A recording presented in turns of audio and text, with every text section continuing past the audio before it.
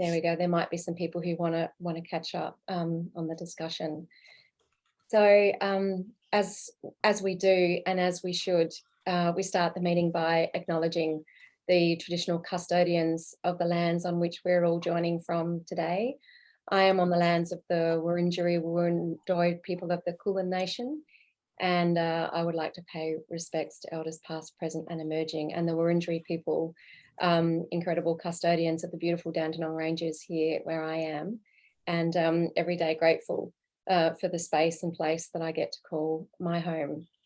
And also acknowledging traditional owners, custodians and Aboriginal Torres Strait Islanders who might be in the meeting with us today. So interesting that we talked about the weather while we were chatting before the formal meeting commenced, because I actually appreciate the conversations about the weather, because it shows a connection that we have to what's going on around us. It shows that we're not just stuck in front of a screen and not really observing these events that are going on. So I think whilst I do complain about the cold, I'm really grateful to have conversations about the weather, because it does demonstrate that connection to things that are going on.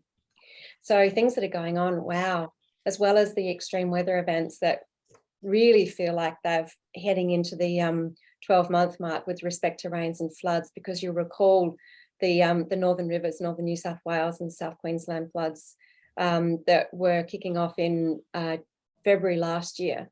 And here we are nearly at the end of the year, and that's really dominating a lot of headlines for us, the flood events. And like you, Olga, I've been spending some time in Northern Victoria in various capacities supporting the flood work that's going on. And to my amazement, every day I watch the news and see those floodwaters are not going down. People are still wandering through their homes in knee-deep water. So absolutely, my heart goes out to those people that are doing it tough. And I certainly met quite a few when I was up there, and I'll think about them all the time, and thinking about my family in South Australia who were just about to get that wave of water washed down into those places. My sister's in the SES, and they've been mobilising now for a couple of weeks, getting ready for the water to come through. So also, what else is going on? You know, we still have the conversation in Iran around the women and the plight of women in Iran at the moment, and the protests, they are continuing. The war in Ukraine is continuing, and now we're getting the midterm elections in the US dominating headlines. So there is so much going on. But as always, I like to talk with hope and optimism. And yeah, I want to talk about the fact that the leptospermum in my garden is flowering at the moment, and I've just wasted far too much time this morning watching so many different pollinators crowding around the leptospermum. That's manuka. So I also have bees in my garden, and there were enough honeybees there to make me think that there's going to be a little bit of manuka honey that I might be stealing from my bees this year.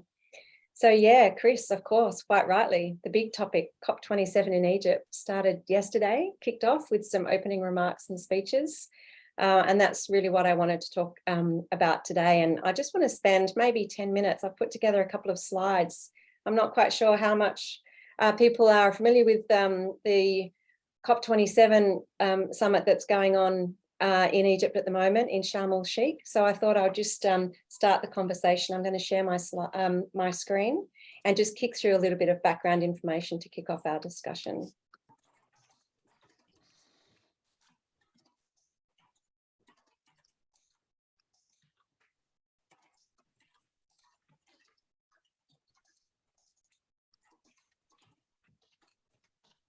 It's coming, I promise. There we go.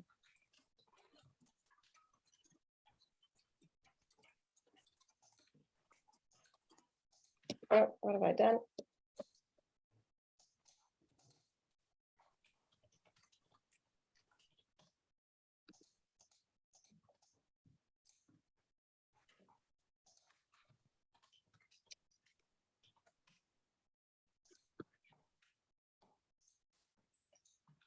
Right, sorry, I am having trouble getting the controls. Try again. There we go. So, lunchtime discussion forum. And for those that aren't aware, we do have a Women in Emergencies network, Women in Emergencies for Climate Action group that we've been having discussions now for about 6 months. And so I'll put some information about how you can join that group. We have about 1 to 2 monthly conversations where we share information and frustrations regarding climate change and climate action, and specifically with the role of women and emergencies in the climate change conversation. So for those that are not familiar, what is COP? So it's the 27th session of the Conference of the Parties, hence COP27. And it's the Conference of the Parties to the United Nations Framework Convention on Climate Change. And you may hear the acronym UNFCCC. So that is the peak decision-making body for the world's climate change commitments. So what happens at these COP summits, people and governments from around the world come together. It's usually about a 2-week period, and they discuss and make pledges about action that their countries are going to take with respect to climate change. So yes, it's a big talk fest. And you'll recall the last COP26, the 26th conference took place in Glasgow last year. The big COP summits happen sort of in 5-yearly intervals. There's a bit of a change in the timetable because of COVID. The COP in Glasgow was delayed by 1 year. And because there was a feeling coming out of Glasgow that there were some good commitments, but not enough action to actually make the difference that we need to see, that they asked the countries that had made commitments and the organisations to come back again in a year and update on commitments and actually start talking about implementation and action. So that's what's happening. We're having this COP only 1 year after the last one. So what happened in COP26 in Glasgow? A lot of countries came together. You'll see China and America made joint statements on the impacts of climate change and the urgent need for action. There are advances on the climate negotiations, but still recognise that despite all of the pledges and commitments that were made and the premise of cooperation and collaboration, that we are still going to fall far short of our target 1.5 degrees. So this COP is seen as really critical to push countries to do more, or those countries that made commitments and haven't actually legislated, like Australia's one that has, to keep that momentum moving forward. So it's called the Implementation COP. So moving on from the promises and the pledges, it's to focus on actual implementation. So I'm really interested in those conversations to see what implementation of those pledges look like, because I've been to a few UN events, and to be honest, I get pretty frustrated at the promises that are made, and then everybody goes home after a nice little time away in some wonderful exotic location, and then we don't really necessarily see the action, and sometimes we see opposite action, and I'll talk about that in a minute. So can everybody see those slides? Have you got the images of who's in the room? Yeah, great. Okay, so I'm not covering up. That's cool. So just a really quick recap, how did we get here? At the Paris meeting in 2015, the aim was to keep global warming to less than 2 degrees post-industrial revolution. The aspiration was to keep it less than 1.5 degrees, and pledges were made, look at this, between 2.7 and 3 degrees. So what we said we needed to do was to keep the global warming to below 1.5 degrees, but knowing that keeping it below 2 degrees was an absolute threshold that we could not see change. But the commitments that are actually made in Paris still got us to 2.7 to 3 degrees global warming. So, and what those commitments said is that there's, let alone being a decrease in emissions, there was actually going to be a 16% increase in emissions by 2030, because that 2.7 degrees by 2100. So despite the pledges, what was actually committed to was not getting us anywhere near and taking us beyond that critical 2 degrees. So then in Glasgow in 2021, COP26, the focus and the tagline was keep 1.5 degrees alive, because a lot of the world was saying, well, we've missed 1.5, now let's try for 2. But just in 2015, we were saying 2 was absolutely not where we could survive well and comfortably, and we needed to stick to the 1.5. So a lot of people sort of gave up the 1.5, oh, well, let's try for 2. But actually Glasgow said, no, we need to stick to the 1.5, below 1.5. That's really important. So that was the focus, keeping 1.5, don't throw it away yet. So there are some declarations around forests and land use and deforestation. So pledges made by over 100 countries around reversing deforestation by 2030, and that was covering 85% of global forests, and that includes Australia, signed up to that commitment. There was a global methane pledge also signed by over 100 countries to reduce methane emissions by 30% by 2030, and Australia did not sign that pledge. And then there was also a coal to clean energy transition, phasing out coal and support and no continued support for new coal industry. And again, Australia didn't sign that.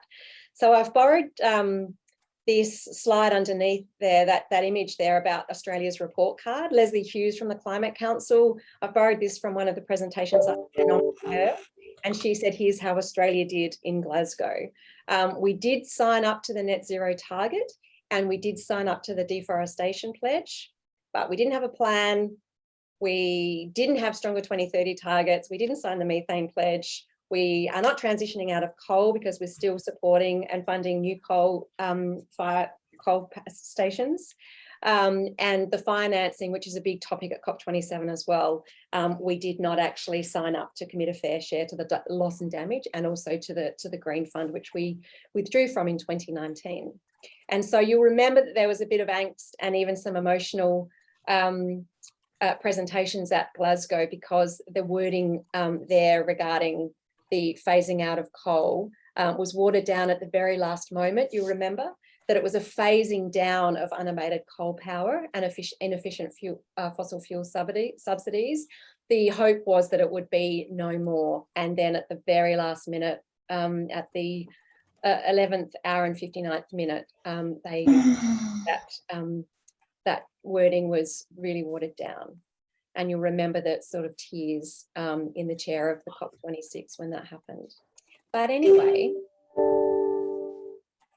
what has changed in Australia since Glasgow COP26? Well, we elected a new federal government, and might I suggest that was on the basis of their promises to act on climate change. Also, we've had 2022, right? What a year. We've been talking about the weather and extreme weather events all year. As I mentioned at the start, we've had flooding events throughout. We've got our third successive La Nina event that's been declared. And not only in Australia, you'll recall the floods in Europe earlier in the year, and also in North America. And we've got some drought and heat wave events that are occurring in other places in the world as well. So this is the year we've been talking about natural hazard disasters, and we have been living it and experiencing it. Even, might I suggest, in our big cities in Australia, in Maribyrnong, in a sort of, well, borderline inner city suburb of Melbourne that was inundated with floods just last month. So we've increased our targets. It's been legislated to reduce carbon emissions by 43% by 2030. That has now been legislated. It passed both houses a couple of months ago. But we still have more than our fair share of global domestic emissions. We are still one of the world's largest fossil fuel exporters, and we are still supporting and funding new coal and gas projects. So our emissions are still set to grow despite legislation to reduce our emissions reductions by 2030 and to net zero by 2050. So we're not actually seeing the action we need to achieve those targets despite the legislation. So that's pretty interesting. Now, interestingly, this is a comment from the Climate Council, that we are actually one of the few countries after Glasgow that has actually legislated here, and that we've increased our targets. Well, you know, that wasn't very hard because they were so bad to start with, but it's possible that we're going to look much better after Glasgow than we did in Glasgow after this COP, because we actually have increased our targets. So we're looking good, even though we know we're still near where we need to be. So we have signed up to our commitments from Glasgow, but there's much, much more that we need to do. So these are just some slides that I've grabbed from the Climate Reality Project, just to reiterate again, from an Australian perspective, that we are still seeing temperatures rising. And in Australia, if you're not aware of this, our temperature increases are actually different from the rest of the world, because global temperature increases are measured on the basis of land and water increases. Now, Australia has a huge land mass. So our temperatures are actually seen to have risen by 1.4 degrees, not the 1.1 degrees globally. So our increase in temperatures are greater than the rest of the world since the Industrial Revolution, which is worth noting this particular scenario for Australia and the Pacific. So the trends are all going up, heat extremes and cold extremes. The ocean temperatures, this is really catastrophic in the biodiversity space that I talked to a bit. The heat waves and acidity are increasing our oceans, which that has flow-on consequences that I don't think we really fully understand yet. Rising sea levels, rising faster here than anywhere else in the world. And yeah, I don't need to tell you that we've been facing more extreme and frequent and severe overlapping and cascading and compounding disasters. So we're seeing that here in Australia, and we have a particular scenario that we need to be thinking about. So the Climate Reality Project does talk about some solutions in a nutshell, and I'm going to get into some key messages from some of the organisations in a minute. So 5 solutions identified recently by the Climate Reality Project. We need to be phasing out all fossil fuels and a transition to clean energy. So no new coal, oil or gas if we are going to have any chance of meeting our net zero 2050 targets. 100% renewable energy in our homes and industries. Electrifying all our energy and moving away from gas. Improving our energy efficiency so that we can actually, rather than have a different way of energising and electrifying our homes, but actually being more efficient, so our consumption and usage goes down.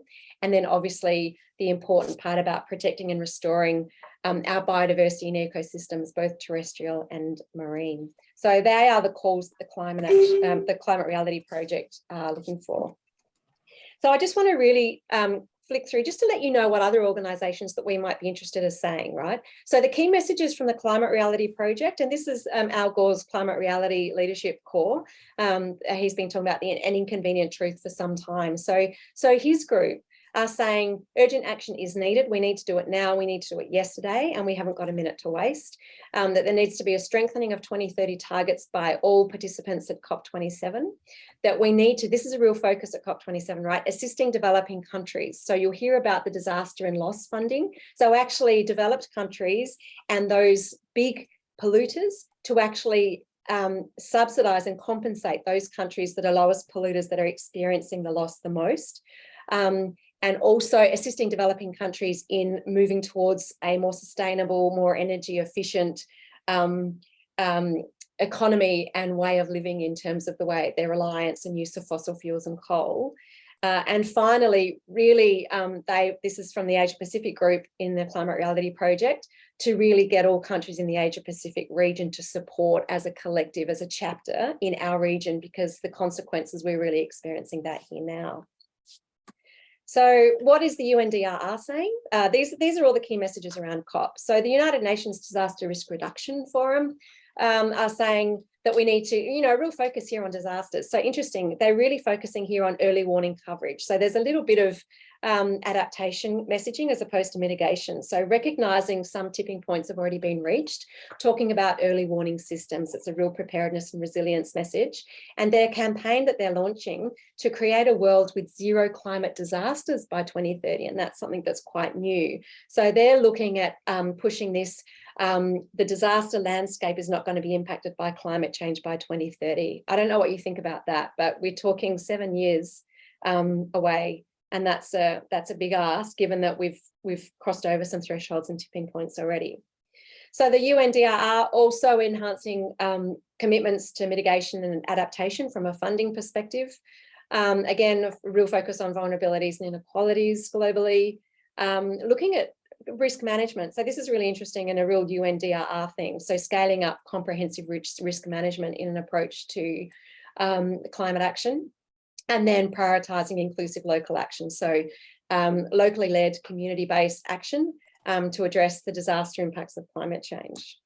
So our friends, of course, at the Climate Council, what are they taking to COP27? So they're really going there with a message to our government to increase our commitment to climate finance as a first step, because we, as I said, we did pull out of the Green Fund in 2019. To support that new global fund to address unavoidable loss and damage from climate change, to demonstrate that our target of reducing emissions by 43% by 2030 is a floor, not a ceiling. So essentially, as a minimum, we need to do that, but actually we'd love to do more. And then to make new and meaningful commitments to move beyond fossil fuels, including joining all of those countries that have committed to phasing out coal power by 2030. So they're the messages that the Climate Council are taking to COP. So as I said, the COP27 tagline is Together for Implementation. So this one is all about what action is being taken. There's a link there if you want to take a screenshot of where you can get more information about the proceedings in Egypt. And for our particular interest here for the Women in Emergencies for Climate, if you go onto that page, you can go down to the program. And November the 14th is Gender Day. So this is the day when they're talking about the impacts of climate change on gender across the world. And so there are some really interesting events there. And some of these you can watch live stream and some of them you can watch later. So I'll certainly be honing in on those ones and making sure that we're having a look at what's being said and bringing that back to the Women in Emergencies network as well. Yeah. So if you want to take another screen grab, if you want to see what else is being said and get some more information about what I spoke about, I suggest following the United Nations Climate Change COP27 page. Then there's specifically COP27 news. You can sign up and get a daily news update of what's happening there. Climate Council has got some really fabulous resources, what you need to know before COP27 or during, I say. And then, of course, UNDRR, which globally is the organisation for us who work in emergencies, are really interested in. So I will send this around. I reduced this already, but here's some really interesting stuff, some resources that have been shared by the Climate Reality Project, some fact sheets, some global briefings, and some climate action trackers and updates. So for those of you that stick your email in the chat box, and I will send a copy of these slides to you as well, so you can have all of these resources, but some really cool stuff to read. And look, what I've put in there as well is some positive stories of hope and optimism, because I still truly believe, despite what I've said, there is so much amazing, smart work that's being done at the moment to shift us away from fossil fuels into a more sustainable energy source. So I think that's really exciting, and we should be reading those stories as well. So just finally, we have been working with the Emergency Leaders for Climate Action and the Climate Council, just to let them know that we are a strong group of women who work in emergencies, who have a lot that we care about and say about the impacts of climate on the disaster landscape, and particularly women, and then put them together, Women in Emergencies. So we continue that work. And if you want to join that group, as I said, we meet every 1 to 2 months just to talk about how we can support members of the OR network in pushing the messaging within their organisations and then personally. And some people actually say they come to that meeting because in their own organisations there's not an appetite to have the conversations about climate action yet, believe it or not. So they come to that group just to learn and talk about what their concerns are outside of their workplace, but within the sector. So yeah, thanks so much for just sitting through that with me. And I just wanted to bring a few people up to speed that might not be aware of what COP27 is all about and what's happening in Egypt. And now to open the discussion and see if you've got any thoughts or reflections on what I've just talked about, or anything that you'd like to share separately.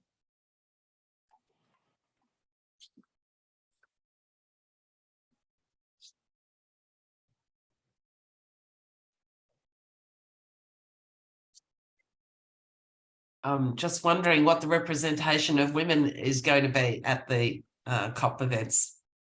Yeah, it will be interesting. So I did look at some footage last night, the live cross to the opening ceremony, and I saw lots of women, and I saw lots of women beautifully attired in their cultural and national dress. And, you know, what a sight to behold. Yeah, it was beautiful. So I'll see if I can find some stats. Yeah.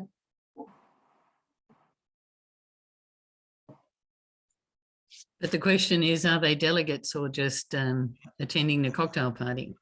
They were sitting at the delegate table, right? So they were sitting actually at the table with the banner at the front from their country. So yeah, I did look at that to see where that was, but I've gone and sat at the Australia table before when I'm not meant to, just for the photo shot. So they might have been doing that, but no, they looked pretty entrenched there.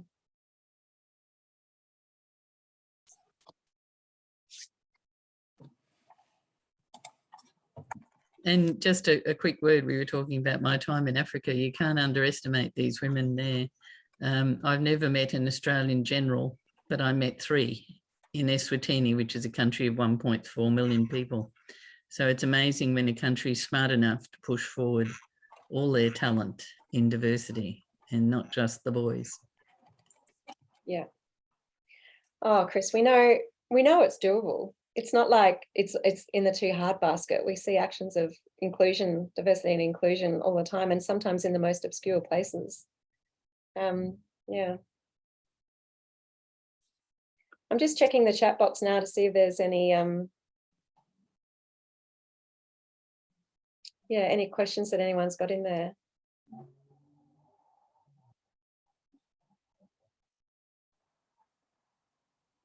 Okay, what are some of the key discussions you'd like to see at the COP27? Thanks, Danielle, regarding women in disasters. Well, I guess I'll tell you a little story. I was at the UNDRR Global Platform in Bali in May this year, and I attended the Gender and Disasters working group, where we were putting together our position and our pledge and our statement for those proceedings.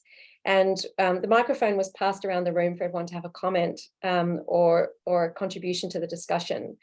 And what I heard was a lot of women in the room talking about what still needed to be done, which I think is really important that we keep talking about that. But when I got the microphone, I said that we can't keep turning up to these global platforms every year and talk about what isn't being done and what needs to be done. At some point, we need to actually share what has been done as well. Otherwise, our sense of agency and control in actually bringing about some of those changes, it looks like we're not doing anything. We're just coming along, and I don't want to use the word complaining because it trivializes the issues.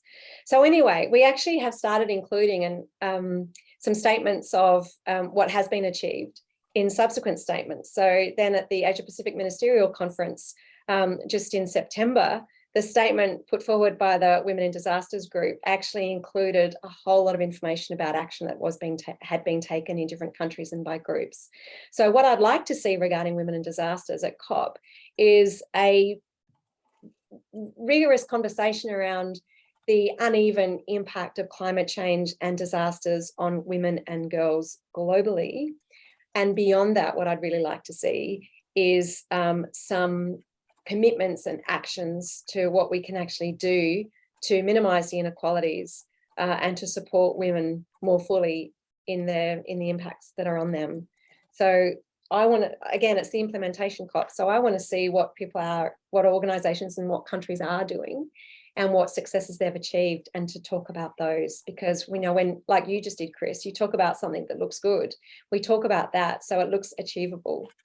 If we keep making it sound unachievable, we'll never get there. So we need to talk about what has been done, and all of a sudden we'll start believing it can happen. What do you think, Danielle, if you feel like jumping on and chatting, and others? What do you think the key issues regarding women in disasters and also women that work in the emergency sector you'd like to see spoken about at COP?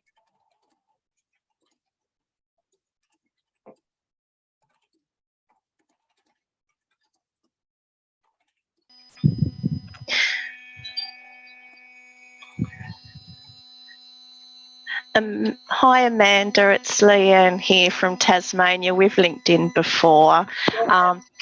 Hi. Interestingly, after nearly 20 years in the public health emergency space, I've just taken up a new role in climate change and health. So I'm so excited to link in with you again, from just pivoting slightly. But one of the things I was going to say is in this real initial stage that I'm creating the strategies for the state, is actually trying to capture what we are doing in public and environmental health and emergency management, and across basically the different stakeholders, what we're actually doing now pivoting it to look through a climate change lens. So I think that's really important because there is a lot of work being done, whether it's adaptation or mitigation, and just capturing it and naming it up and looking at those gaps and moving forward. So very infancy days, but I think that's so important that we do have the wins on the board too. So yeah, thank you for framing that in that no, way. great. It's good to see you, and congratulations on moving into a really important role there. Yeah, Hey, thank you. I just attended a research incubator workshop at Melbourne Uni last week, when they had talking about health and environment and climate change. So they're actually starting to circle around what further research needs to happen and what are the issues here, covering off not just research, but also governance and with a strong focus on health. So you might be Lisa Gibbs, the wonderful Lisa Gibbs, ran that workshop. So you might want to reach out to her and see if you can get some information on Beautiful, thank you. Yeah, Thanks. health And very important, yeah. Yeah, and very excited, thank you, that you're setting up the AWE with the climate action. So thank you. Oh, that's great. And I have actually not had a meeting for a month or so. I've been, distracted by other things, not least my bees, but I'll settle down now again and get some things going, because I think we have a strong voice and an important voice. And I've got some ideas about how we make that stronger and louder. And I wouldn't mind actually at some stage in the next 2 weeks while COP's on, is to see whether we do some social media about what our call for is, the key messages from those other organisations. Perhaps the All Network can come up with 5, and we can promote those through social media. If we agree what our 5 key messages are to COP. Dear rest of the world, we are a strong and important cohort of people who work in the emergency sector and recognise inequalities, whatever. I'm drafting it now, I can't help it, but yeah, I think that I would really like to see that, and I'll share it with this group as well if you're interested.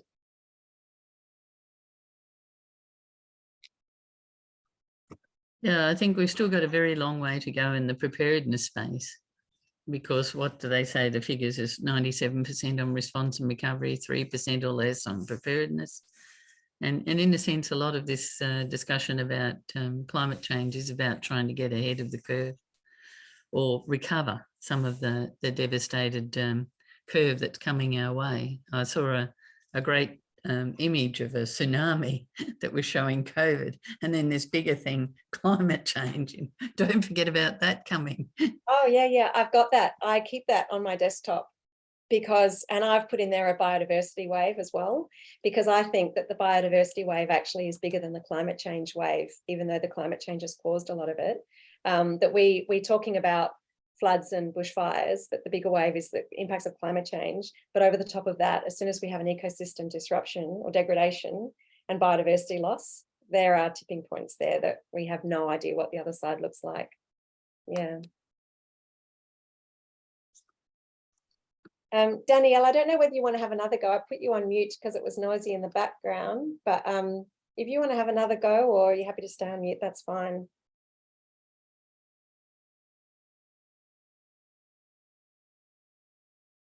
Okay. Danielle put a comment in the chat box. Oh, thanks. Can you say it? Oh, right. Yeah.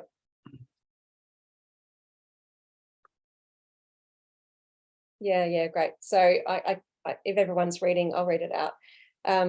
Danielle says that need a balance between discussion on the challenges and required support, but celebration on what has been achieved and how we can strengthen this moving forward. Without this balance, we do undermine women's agency and capability to tackle these challenges at a local level. So yeah, really interesting. And it encapsulates a lot of those issues UNDRR talks about. It's locally led, it's about agency, and it's about the vulnerable members of communities that have a really important role to play. So, I mean, I think that our messaging aligns closely with that.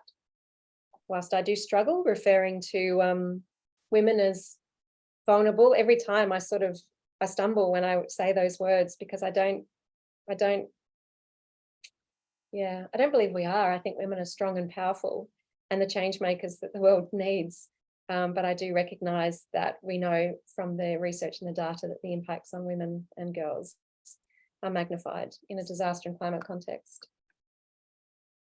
I know from my perspective, just looking around, learning more about the connections between what I'm doing and the project that I'm doing at uni, and how that feeds in to the more global perspective. So for me, seeing information about what we have achieved is really important, because I can then take that to the people around me in my brigade level, or if I'm on a strike team or something like that. So knowing that there are positives, I think will help women and the men around us understand that we can achieve. So I like this idea of, yes, there's a lot of work we have to do, but we have made some progress. So I'll be really interested to see some further work on that. Because it's it reminds me of, if you don't see it modelled, then it's very hard to plot your path, isn't it? If you see something modelled, then you can see that there's a chance, there's a pathway, and it kind of makes you feel less alone, I guess. Yeah. So I'm looking forward to learning more about some of the positives. That'd be great. Thank you. Well, I'll make that a focus of my COP27 watch, is to really pick up on actions, and particularly with respect to women and the disaster context, and bring that back and report back on that. So there's so much going on that it would be really helpful for me to have a real focus on who's talking about action. I said to somebody last week, next time I go to a conference and somebody does a presentation that starts with "we need to," I'm going to stand up and shout and scream, because I'm sick of hearing what we need to do. The presenter who stands up and says, "Here's what we did," or "here's what we are going to do," then I'm going to get excited. I'm so sick of hearing about what we need to do, because, to be honest, everyone in this meeting today, I think, probably knows what we need to do. It's about getting on and doing it. So I read a book called, and it's gender specific language, sorry, it's called The New Superman, but let's say it's called The New Super People. And it's essentially, there's a story in there about the human brain, when it thinks it can't do something, we can't do it. The example that I always quote is the first person who skateboarded across the Great Wall of China. And that was an assumption that could never, ever been done. And then finally somebody did it, and it was a really big deal. And then everyone could do it, right? So what happened was, it was all about the human mind and the belief that something could be done, which enabled everyone to do it. So the human body didn't change. There wasn't enough time for some evolution in our legs and our arms and our balance to enable us to do it. As soon as everyone realized it could be done, then everyone could do it. And I use that example all the time, that we need to demonstrate how it can be done, so people don't keep putting up barriers that they don't realize they're doing. And I think climate's the same. When we nearly gave away 1.5 because we thought, actually, we're never going to get there, so let's not bother anymore. Now let's go for 2. And I really love the reframing at Glasgow to say, no, let's not give up 1.5. We need to go back to 1.5. And I heard from a CSIRO person at a climate event a few weeks ago saying that actually there are some trending indications there, that trending might suggest that some of the work that's being done is having an impact. Don't quote me on that, because I pushed him afterwards at the break and he said that I had taken a much more positive slant. I think his supervisor told me that it was a much more positive, but it's the first time I'd ever heard trends that were showing the impacts, the positive impacts of changes that we've made. And I'm going to pursue that, because I think we should start telling that story. Plus the profits of the companies that are actually playing in the space, and how many jobs there are and how many profits as well. So, gee, I've got a lot to do. Come on, Jamie, you've popped up. I know you want to say something. Hello. I'm sorry. Just thank you so much, Amanda, as always, for the incredible, thorough research, articulate, and just being able to, some of this stuff, even being a climate reality leader myself, overwhelms me. And just sometimes it's very difficult to see, gosh, where do I fit into this huge situation that's coming? And so I'm so grateful that you're able to really clearly articulate where we as a collective shadow network of people trying to nudge these different solutions. Thank you so much. I say that all the time. I gesticulate wildly. Thank you for everything. One thing I'm really interested in the recent, the budget that came out this year from Australia, they specifically had the women's budget. And for the purposes of this group, I'm just going to copy a link, which is a PDF of that particular budget. It's 97 pages or something, so don't bother. But if you're going to the bottom of page 25 there, it talks about climate change and gender. And it specifically makes the comment here that the government is taking action to ensure Australia's climate adaptation efforts are socially inclusive and gender responsive. And in this budget, the government is committing to the co-design and scoping of methodology for a national climate risk assessment. Now, that's great. Co-design, fantastic. That tells me that they're hopefully going to listen. I actually see the OAR network and the climate group in this actually taking a leadership role, and if possible having a bit of a, not having a consultation like a box that they consulted in, but actually being an active participant in the governance and the ongoing operations and monitoring and evaluation of that. So I would love to understand what we could do as a collective to start perhaps initiating those processes, because that is a part of the operationalising what we're talking about, not just sitting here saying, yes, we know that climate change impacts women and girls differently, but we've got to be a part of the solution within the governance structure, and actually having the government resource it and fund it is a very important part, I believe, as well. Awesome. Thanks, Jamie. And thanks for sharing that link. I'll definitely check that out and have a look. I'm going to be up in Brisbane in a couple of weeks, so maybe you and I can sit down and start mapping something out. That'd be great.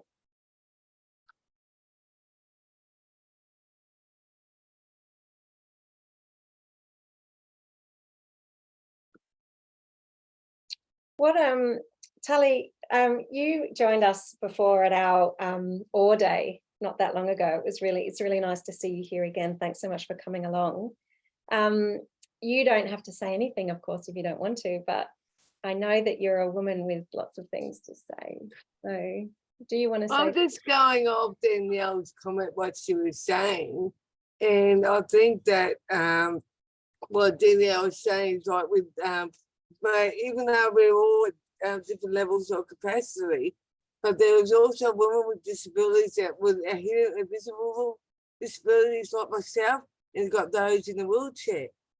And it's really, yeah, because I know even with the different levels of people, even with women with disabilities, we don't really get together much. And there's always, there's a very, I don't know what's the word, but you know, it's sometimes people within the disability inclined, we connect, but we don't connect, but we always have different ideas or the different things that, you know, it's, yeah. I don't know whether I'm saying it the right way or the wrong way, but, you know, from the way I was seeing other women with disabilities, it's a learning curve also for ourselves to understand the different attitudes and the different way they do things. I'm so excited to see you again, Tanya. Hi. I can't, if I just, I don't know if I can, I can't. I'm just going to try and follow on from that, which is very difficult because it's wonderful. But I always think accessibility to information, because people like us we are disabled, we are differently abled, and the fact that if we have access to the safe spaces that are a part of the governance and things, and we can actually reach our full potential because we're seen as a contributor and you know, necessary to the actions that need to happen, because we bring those diverse experiences, the different abled experiences, and because also of our experience, we're able to create suggest solutions for others, because we've had to adapt. We are very adaptable in our circumstances. So I'm so happy to see you again. I'm so sorry I missed you when you came and visit to Brisbane. It's okay. I'll you know, I'll make sure next time it's unusual for me to go to Brisbane twice within a 6-week turnaround. And that's not me. I never do something like that. If sometimes it's only once, and then probably 6 to 12 months I'll get back down there, but not in the 6 weeks turn around, because I actually took part in a Queensland Disability Network event that I'm also facilitated with as well. So so I went down to that, to Brisbane the weekend before. It's all right. Yeah. So I've just had a thought based flying on from that conversation. We ran an International Women's Day event earlier this year around a zombie apocalypse. And the theme was, what if women were in charge? And I'm just reading through some of the comments now. And I'm wondering, what would COP27 look like if it was, and I hate the binary nature of the gender language here when I say if only women were there and we had a very strong contingent of women with disability attending as well. I wonder what would be different. Like it's very sort of, it's very binary, that question, but that's what we did with the zombie apocalypse. We posed that question: if women were in charge, how would we fare? So if it was just women in COP, I wonder what would be different. If it was women attending with full agency and drawing upon their feminine selves and brought that light to their commitments, their pledges and their actions.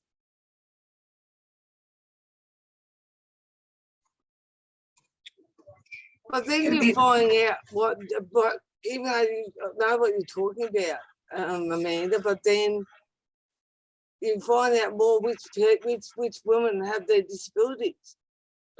We all look normal, but there's some like myself who's got the different, my birth defect. But I know some women with disabilities don't like sharing their disability or don't like talking about it. But hey, this is me. I know where I come from, know what I'm born with. But if those don't like me the way I am or anything, they can fuck it off and, I can just do things my own way. But I'm also, I said this comment a couple of times to a friend in town. I'm just Einstein on a different level, but I just haven't got myself out there yet. And I'm just secretly, I'm just chipping away the little things I can get, I can understand and find out being part of your group. And I can, in some ways, my mind is too highly intelligent for others to understand where I'm coming from. Yeah, thanks, Tanya. Chris, what do you think? You were having a little chuckle there. What if it was women only at COP27? I wasn't so much thinking about COP27, but the Ukraine war. And there's been many times when people have said, if you put the mothers in the room, the war would all be over real fast, because there'd be no way they'd be sacrificing their children on an ongoing basis. So, yeah, it might be the same with COP27. Would we be sacrificing the planet on an ongoing basis? Well, it's so interesting because we see war like it's in your face, like it's immediate. And climate change has always suffered from that long, drawn out, protracted crisis that creeps up on us. And so we can procrastinate because we don't see it on a daily basis, but it's like a famine, right? It's the same. I'm not sure that people in Forbes are seeing it as procrastination. They've looked at, 7 floods in the last 4 months and roads that won't drain away for who knows how long. So every day they only have to look out of their window, some of them, and it's there. It's inescapable. And of course, Bangladesh had terrible floods, same sort of thing. It won't go away quickly either. So do you think that the disaster landscape in 2022, what we've seen here in Australia, is going to provoke action, more action than we've seen? I suspect that some people who may have taken a bit more convincing are probably moving across to the I'm convinced column. Yeah, and then more action is taken, right? So building a higher levy. I'm concerned that the answers are much more in the adaptation game than the mitigation game, which has always been a concern of mine. Yes, yeah, it's all at the bottom of the cliff. It's moving people out of harm's way. It's buying back properties, moving them up the hill. But we saw at Grantham, they moved them up the hill and they had flood problems this recent La Nina event. So even when you do the adaptation thing, it doesn't necessarily mean it'll hold. And what do you do with the Pacific Islands, who keep reminding us that they're underwater already with the king tide? Yeah. There's also only 500 dams in Australia. I don't know how true it is, where other countries has got way more dams than within their countries, or how many people they got. But Australia itself has only got 500 dams. And where it's been raining, if there was a couple of big dams there, that could have relegated the water into that dam. But I'm just seeing. I'm going off a comment that I seen last night on one of the things I was reading. That when I seen that Australia has got only 500 dams, whereas I'm sure we have more dams than that too. I also think, coming back to the points of how we're going to change things, I mean, gosh, in disaster impacted communities or those that are recovering, etc., I don't know if they ever say thank God for that panel of experts, because a lot of the capacity is actually within community. That's why we say community-led recovery, operationalising community-led recovery. And you know, my community was impacted severely, and I was displaced and my family and everything, as many of you may well know. But I've been speaking with other community leaders across the country. Zena in Cobargo, whose community was impacted in 2019 fires. You know, Ellie in Lismore, whose community has undergone one of the most devastating disaster impacts, and has continued to, all of their existing inequalities continue to just devastate them. And a lot of the time that I'm finding, when people say, oh, what's really working there, it's women who, in the community, they listen because it's power with, and it's the lived experience and helping. And in some ways, the status quo, I don't think the quo will be status for much longer, because the women just getting shit done because they are used to kind of sitting. When this disruption happens, or everything is a disruption to our community continuity, I'm often finding women are actually jumping in there. But I think, in addition to, you know, ensuring that women within our sector are certainly having a place at the table, it's making sure that women and others with the lived experience, who can actually talk to how the different policies and levers are impacting on them, and how negatively they could be impacting on them, and limiting they are. It's the hearts and mind piece around having that undeniable credibility that comes with the lived experience to say, you can't tell me that this can't happen. You know, I remember speaking with a lady who's now gone on to be the president of the bushfire survivors, Joe Dodd, for climate change. And it's very hard for politicians to agree, look someone in the eye, someone that lost their home and their life is so severely impacted. So I think our responsibility is really ensuring that that lived experience, those community leaders, those community voices, those ones who they know their community better. They don't need an expert panel. They are the experts. They are the experts by experience that need to be saying what they need. And again, not consulting people, but as a part of the ongoing governance, and as a collective, advocating for communities who will inevitably be impacted by the impacts of climate change and other events. So I can't forget that. Thank you for coming to my TED Talk.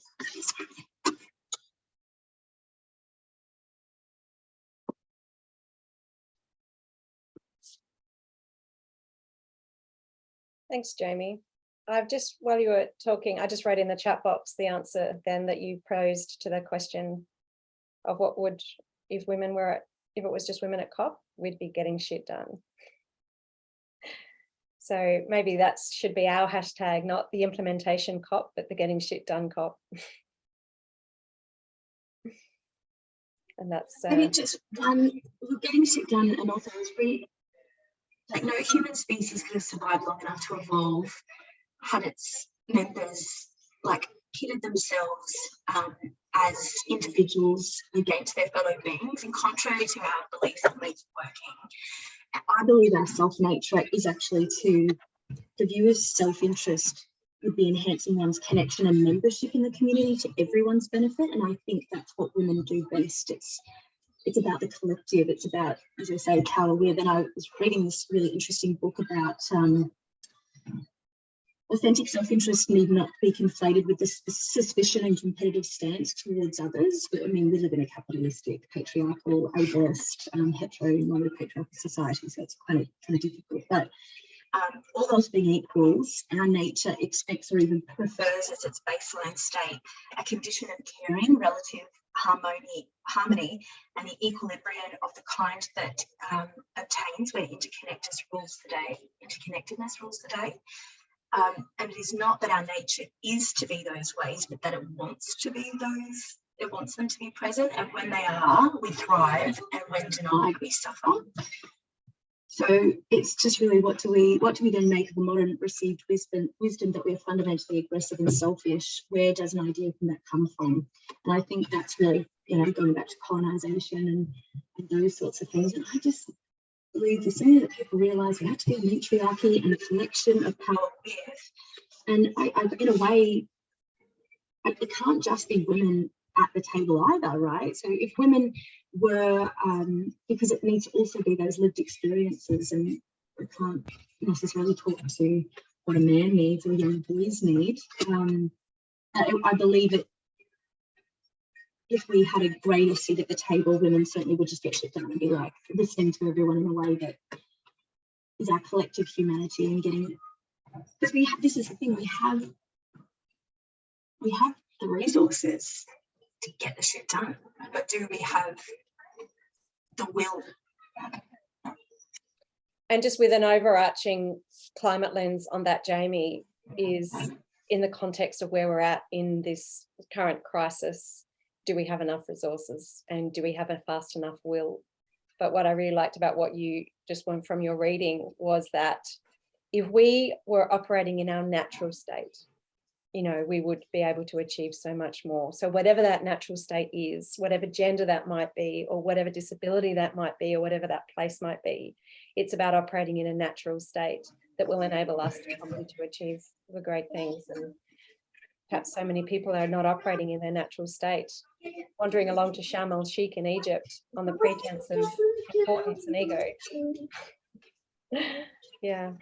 And the people that should be. It's coming up to. Sorry, Jamie, what were you going to say? And there are so many people that should be going there that are not, because of access to information and just even getting there and being a part of the conversation. So thank you. Well, that doesn't mean that we can't have conversations elsewhere. So actually, I was going to go to Sharm el-Sheikh, but my passport got stuck in the system, so I couldn't go. But the bright side of that is I'm now in Sydney this week at the Climate Summit.